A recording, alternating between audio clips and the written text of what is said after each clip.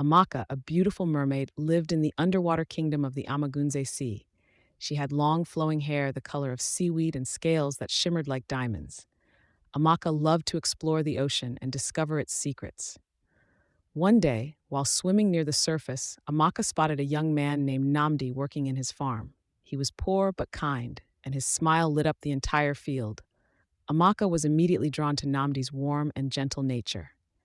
As the days passed, Amaka found herself returning to the farm again and again, watching Nnamdi from afar. She would often swim closer, hiding behind rocks or coral reefs, and listen to his songs as he worked. Nnamdi's voice was like music to her ears, and she couldn't get enough of it. Nnamdi, on the other hand, had no idea that a mermaid was watching him. He was too busy tending to his crops and worrying about his family's livelihood.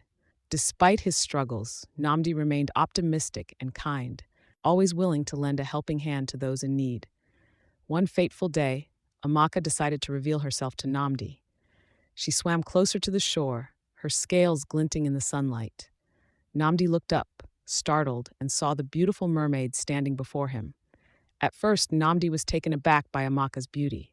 He had never seen a mermaid before, and he didn't know how to react. But as he looked into Amaka's eyes, he saw kindness and compassion there, and his heart melted. Despite their differences, Amaka and Nnamdi fell deeply in love.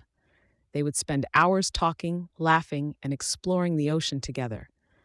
Amaka would often take Nnamdi to the underwater kingdom, where he would marvel at the beauty of the coral reefs and the creatures that lived within. Nnamdi's farm began to flourish, and his crops grew stronger and healthier than ever before.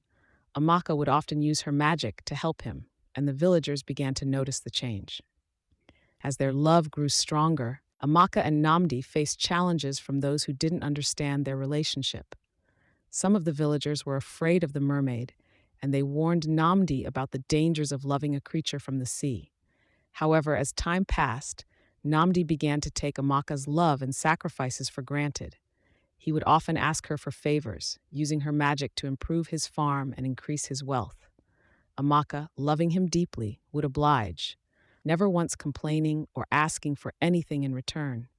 But Nnamdi's greed and selfishness eventually consumed him.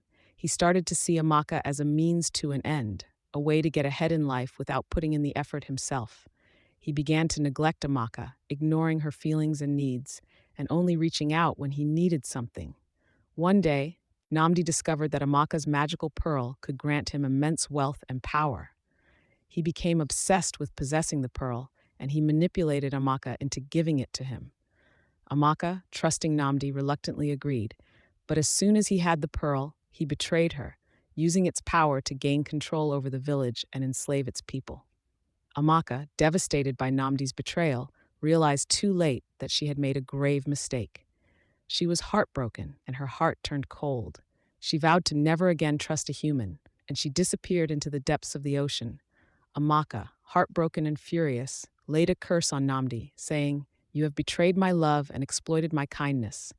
From this day forward, your farm will wither and die, and your wealth will bring you no joy."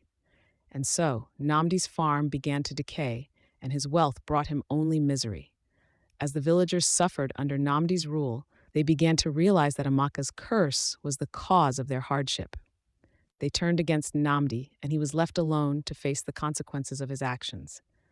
Amaka, meanwhile, disappeared into the depths of the ocean, her heart heavy with sorrow and her spirit burning with a desire for justice. Nnamdi's downfall was swift and devastating. His farm, once thriving with Amaka's magic, began to wither and die. The crops turned yellow, the soil became barren, and the livestock fell ill. Despite his wealth, Nnamdi couldn't buy his way out of the curse. Years passed, and Nnamdi's life was a shadow of its former self. He had lost everything: his farm, his wealth, and most importantly, Amaka's love. One day, he decided to take a chance and visit the sea, hoping to find Amaka and beg for her forgiveness. As he stood on the shore, the waves crashing against the rocks, Nnamdi called out to Amaka, his voice filled with remorse. Amaka, sensing his presence, emerged from the depths of the ocean. Her beauty was still radiant, but her eyes held a hint of sadness. Nnamdi poured out his heart, apologizing for his betrayal and pleading for forgiveness. Amaka listened, her expression unreadable. After a long silence, she spoke, her voice firm but sorrowful. Nnamdi, you broke my trust and exploited my love. Your actions hurt many, including me. However, I see that you have suffered greatly for your mistakes. I'll give you a chance to redeem yourself. Amaka presented Nnamdi with a task to help the villagers rebuild and restore their lives, using his knowledge and skills to make amends. Nnamdi, determined to make things right, accepted the challenge. One day, Amaka appeared before Nnamdi, a small smile on her face. Nnamdi, you've worked hard to redeem yourself.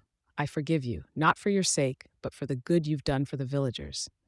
With Amaka's guidance, Nnamdi worked tirelessly to help the villagers. He used his farming expertise to revitalize the land, and his humility earned him the respect of the community. Slowly, the villagers began to forgive him, and Nnamdi found a new sense of purpose. As the years went by, Nnamdi's hard work and dedication transformed the village. The land flourished, and the people prospered.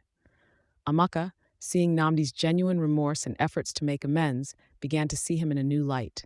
After his redemption, Nnamdi met a kind-hearted woman named Adaeze, who had also suffered during his tyrannical rule. Despite knowing his past, she saw the good in him and fell in love with the man he had become. It was a joyful day in the village of Amagunze as Nnamdi and Adaeze got married in a beautiful ceremony, surrounded by the villagers and the neighboring communities who were also invited. Local music were played, and there were a lot of food and drinks for everyone. While some were celebrating with Nnamdi and Adaeze, others were gossiping about Nnamdi's past with Amaka the Mamaid. Nnamdi and Adaeze built a happy life together, filled with love, laughter, and hard work. They had two beautiful children, a boy and a girl, called Obina and Ada, who brought immense joy to their parents.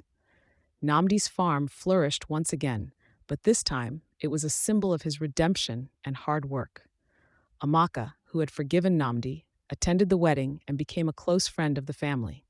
She would often visit, playing with the children and sharing stories of her underwater world. Nnamdi would look at her with gratitude, knowing that her forgiveness had given him a second chance at life. As the years passed, Nnamdi's family became a beacon of hope in the village. They showed that people could change, grow, and find redemption. Nnamdi's story became a testament to the power of forgiveness, love, and hard work. In this happy ending, Nnamdi gets a chance to start anew, builds a loving family, and finds redemption. Amaka's forgiveness plays a significant role in his journey, and their friendship adds a touching element to the story. Hope you enjoyed this story. Please subscribe, like, comment, and share. Thanks you all. Bye.